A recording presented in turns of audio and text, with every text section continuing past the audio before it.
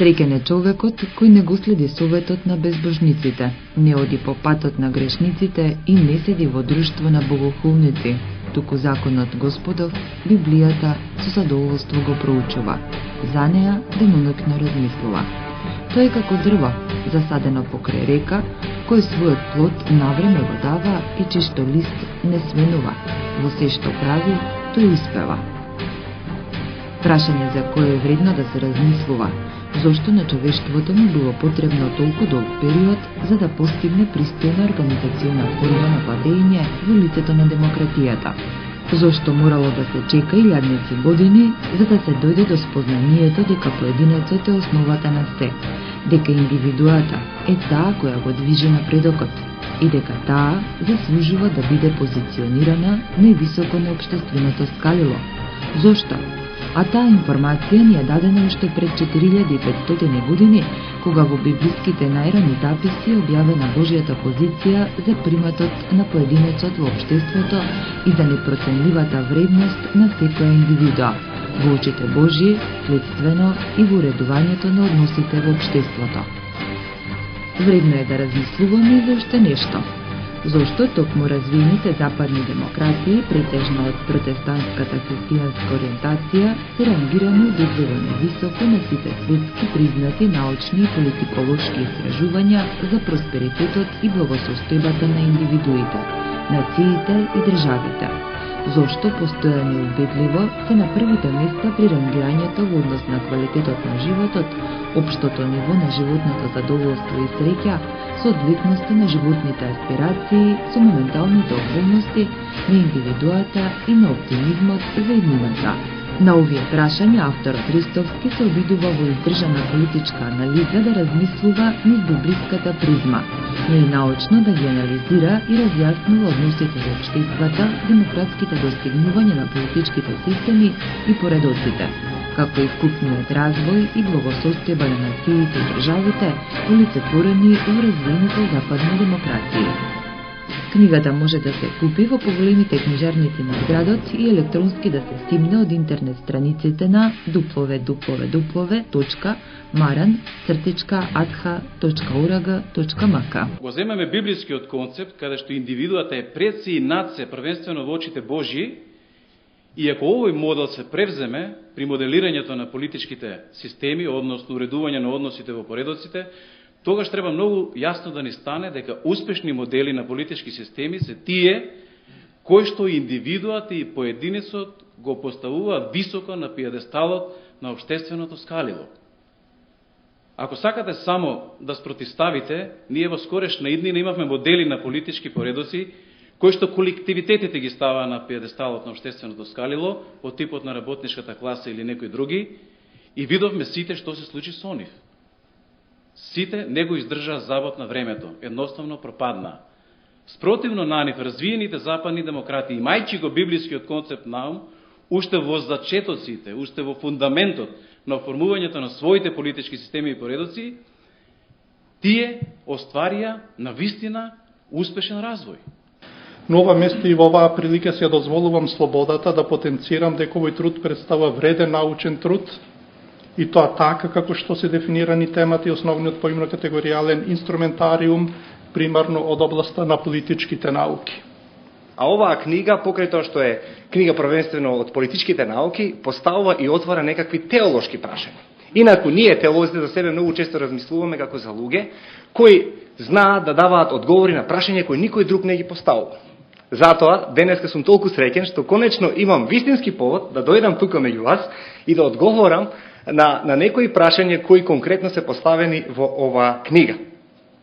Приматот и слободата на поединецот и неговиот поглед кон иднината и надежта, оно што во христијанството се нарекува есхатологија, е водилката на авторот на тајната на просперитетните нации. Така, магистар Ристовски во самиот вовед ќе каже: прашањето за приматот на позицијата на поединецот во општеството е Божјата позиција, дадена како информација во Библијата. Верувам, добро забележено и уште подобро обработено во неговото дело.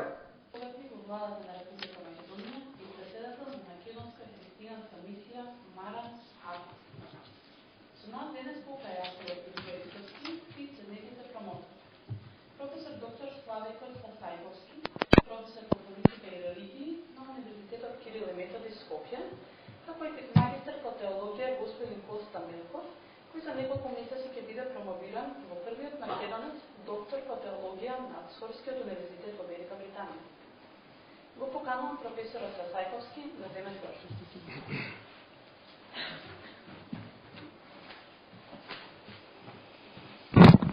Почитувани дами и господа, почитуваноста, заради краткото време што имам на располагање, ја би користел напишан текст, иначе би се расприкажал навистина премногу. Прво би истакнал дека со големо задоволство ја прифатив и еве почнувам да ја трошам пријатната можност да учествувам во промоцијата на трудот со наслов Тајната на просперитетните нации од авторот магистар Љупчо Ристовски. Ова моје задоволство е уште поавтентично и посилно заради фактот што ова дело всушност е малку преработената магистарска теза на авторот од областа на политичките науки со наслов Библиските постулати и општествената благосостојба, демократските достигнувања на политичките поредоци и социјекономскиот развој во развиените западни демократи, практично во Соединетите Американски држави, Велика Британија и Кралството Норвешка, изработена таа магистарска теза и наодамна одбранета во Институтот за социолошки и политичко-правни истражувања. Не заборавајќи и воопшто не криејќи дека јас бев ментор на оваа магистарска теза, значи потполно свесен за можните алузии во однос на евентуалната моја субјективност при оценката на магистарската теза, односно трудот што еве сега го промовираме, сепак и покрај сета таа седно дали реална или умислена или хетеронаметната обременетост, но ова место и во оваа прилика се дозволувам слободата да потенцирам дека овој труд представува вреден научен труд, и тоа така како што се дефинирани темати и основниот поим на категоријален инструментариум, примарно од областа на политичките науки. Откажувајќи се во интерес на времето да зборувам по-конкретно за содржината на трудот, сакам на сосема елементарно ниво на елаборација да ги дефинирам неколкуте темелни вертикали на кои ја града мојата оценка за овој труд. Имено, со него се прави првиот посериозен чекор во македонската политиколошка мисла, насочен кон изучувањето на врската меѓу факторите од нематеријална, културна и духовна природа и нивото на квалитетот на просперитетот на нацијата, односно општествената благосостојба, а дефиниран тој просперитет, односно таа општествена благосостојба, преку две од мноштвото на негови, односно нејзини компоненти, компонентата на демократскиот развој на политичките поредоци и компонентата на социјекономскиот развој. Ова всушност е научно-теориската и научно-методолошката основа и рамка, поставена од Макс Вебер и неговата фундаментална и легендарна теорија, изнесена во славното дело Протестантската етика и духот на капитализмот. Нагласувањето на важноста на овие две компоненти од комплексот на просперитетот на нацијата, односно комплексот на општествената благосостојба, а посебно на првата компонента, компонентата на демократскиот развој на политичките поредоци, произлегува од самиот факт дека овој труд претендира и покрај неизбежната негова мултидисциплинарност, првенствено да биде труд од областа на политичките науки.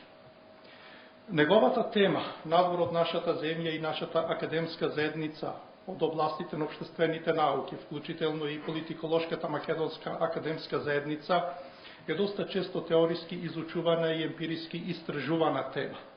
Меѓу другото, тоа се покажува и преку бројноста и научната доблесност на реферираната литература во трудот, со што оваа тема, најреално и најобјективно гледајќи, се има стекнато со реноме на потполно релевантна тема во областа на општествените науки, не одбегнувајќи ја се разбира и областа на политичките науки. Сметам дека конкретната дефиниција на темата на овој труд се карактеризира со изразита релевантност, при што примарно тргнувам и го потпирам овој свој став на фактот дека таа, односно дефиницијата на темата на овој труд, во основа е изградена следејќи ги научно широко потврдените теориско-политиколошки достигнувања, реферирани и наведени во библиографијата на трудот. Исто така, низ целината на трудот, авторот демонстрира респектабилно ниво на квалитет на владење со основниот поимно-категоријален инструментариум што го употребува. Почитувани, На крај би сакал уште еднаш да му честитам на авторот, магистар Лјупчо Ристовски, за овој негов труд, да му посакам уште многу вакви промоции, секако побрзо да докторира. А на Фондацијата Рамковски и благодарам за повеќестраната поддршка. Благодарам.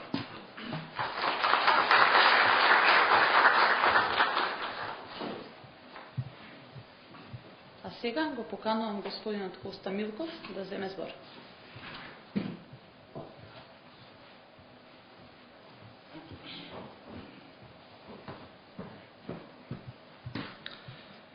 Почитувани дами и господа, почитуван автор, чест ми е и особено задоволство да можам денеска вам да ви се обратам по повод издавањето на книгата на магистар Лјупчо Ристовски Тајната на просперитетните нации.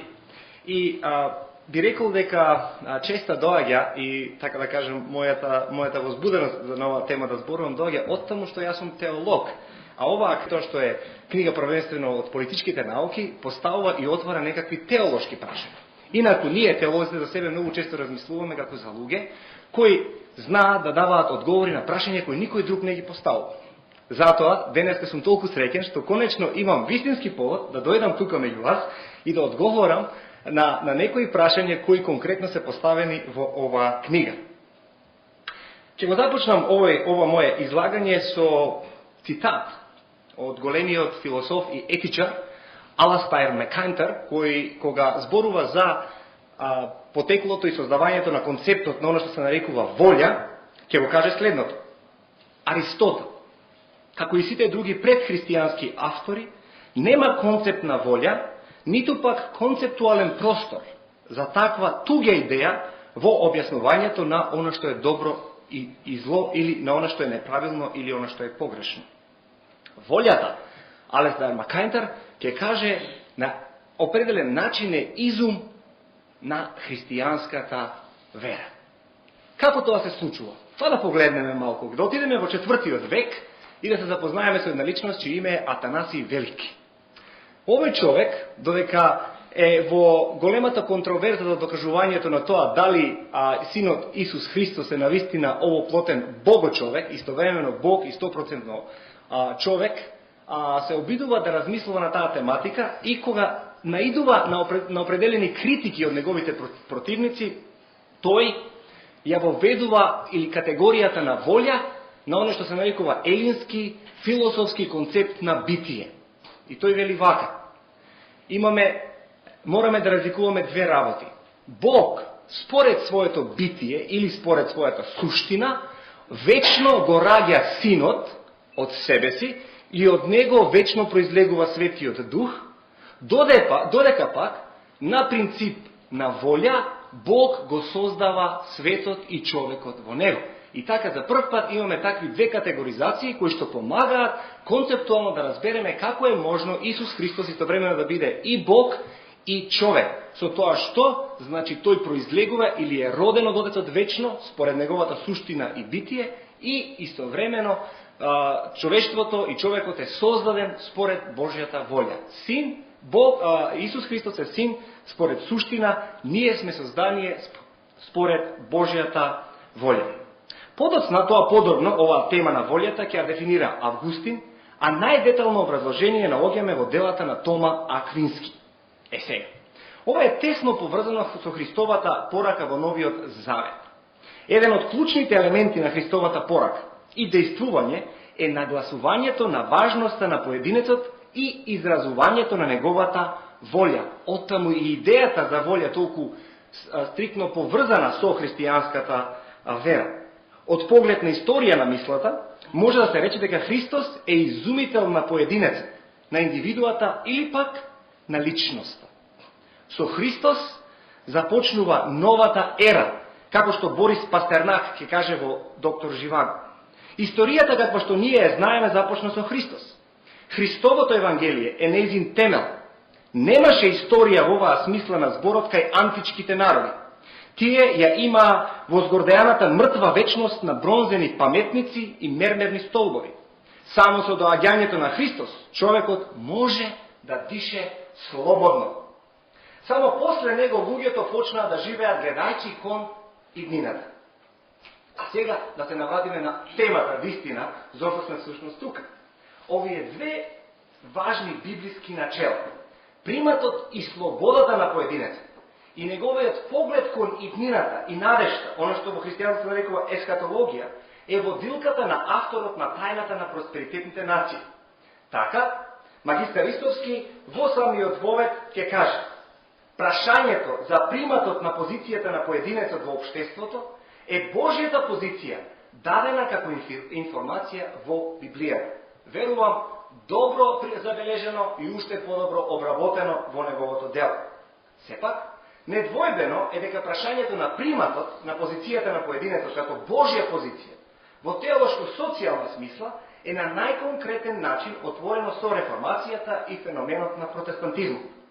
Авторот тоа го има правилно констатирано и врз таа констатација успешно го развива својот аргумент, а тоа е дека со нагласувањето на личната вера и одговорност пред Бог, протестантизмот заговара работна етика што возможува најадекватен контекст за развој на позитивен индекс на благосостојба. Овој индекс вклучува куповна моќ или богатство, век на живење, високи демократски достигнувања и стабилен политички поредок и високи достигнувања на полето на човековите права и граѓански слободи.